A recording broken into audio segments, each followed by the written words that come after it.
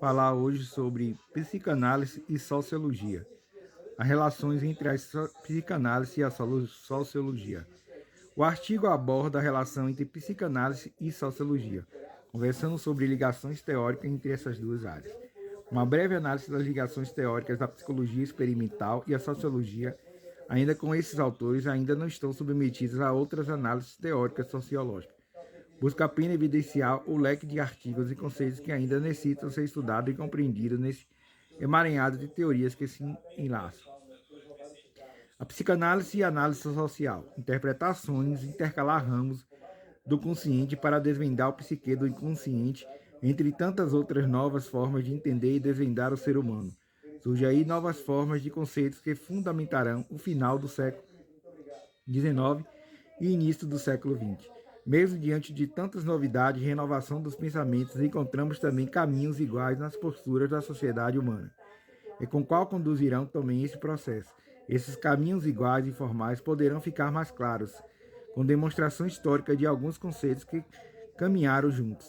A começar com Willy Hunter, 1920, pai da psicologia experimental, que gerou em suas raízes percussoras ainda mais outros conceitos como Gestalt, a psicanálise e, por que não dizer, a sociologia também.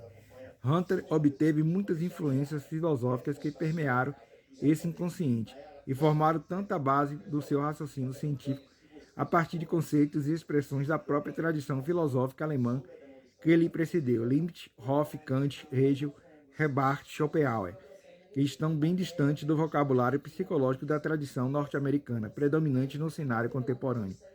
Saulo de Freitas, em São Paulo, 2009. Uma visão panorâmica da psicologia científica de Willy Hunter. Essa interpretação de Hunter utilizou de autores tão importantes para as ciências humanas e para o início da sociologia. Também demonstra seu conceito de causalidade psíquica, onde pode transpor essas influências em suas categorias e análises teóricas. As ciências humanas, em específico a sociologia, estava no seu amargo acadêmico defendido pelo professor Emile Durkheim. Surge em ele a psicologia social. Uma análise das observações sociais, do suicídio, das mudanças urbanas, a Escola de Chicago vai se aprofundar posteriormente conceitos que surgem nesse mesmo período de mudanças na ciência empírica. Em análise de bases conceituais, podemos citar esse trecho do artigo abaixo.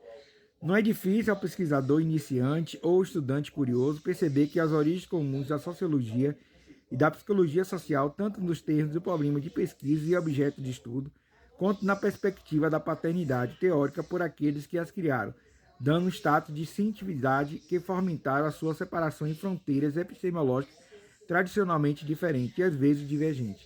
O fato de constatar que queremos dar ênfase nesse trabalho é que chamamos pais dessas duas tradições de pesquisas humanísticas, foram tanto sociológico quanto psicológico. A sociologia, a psicanálise e a psiqueira humana. Contidos e respeitadíssimos teóricos como Hunter e Durkheim já foram objeto de muitos artigos e comparações para compreender o fato social de Durkheim e a influência teórica do conceito de princípios dos resultantes criativos de Hunter.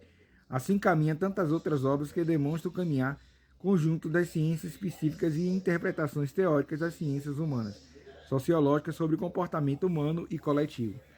É, portanto, na fonte de Hunter e Durkheim que vai beber para montar o seu arsenal argumentativo contra as teses da psicologia social de Tarde.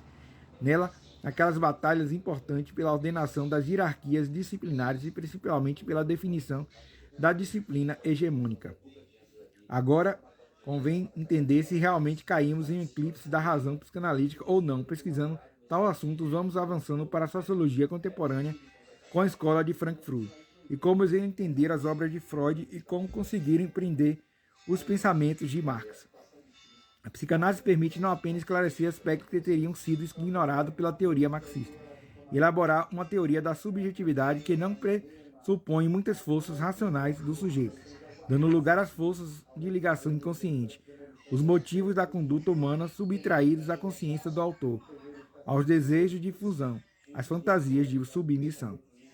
Percebemos que a análise da subjetividade do sujeito e da sociedade foi embrenhada pela filosofia socrática, mas também compreendida ou empreendida pelas novas conjunturas políticas do iluminismo, ou seja, toda a teoria humana colabora em seus pesquisadores conceitos e experiências sobre o comportamento humano, e específica a psicanálise entender e colocar à mesa das discussões teóricas o inconsciente, e assim que tudo se inicia novamente em Lopetegui de compreensão do ser e do existir. Portanto, a psicanálise vai debater coisas da sociologia, como o ser e o existir, né? O sofrimento psíquico, o que é que está causando sofrimento psíquico nessa sociedade de agora.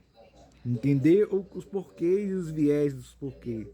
Se perguntar subjetivamente a coletividade inconsciente do indivíduo, né? De ele entender quem é ele mesmo e quem é ele na sociedade. De se perguntar quem sou eu e quem sou eu para a sociedade.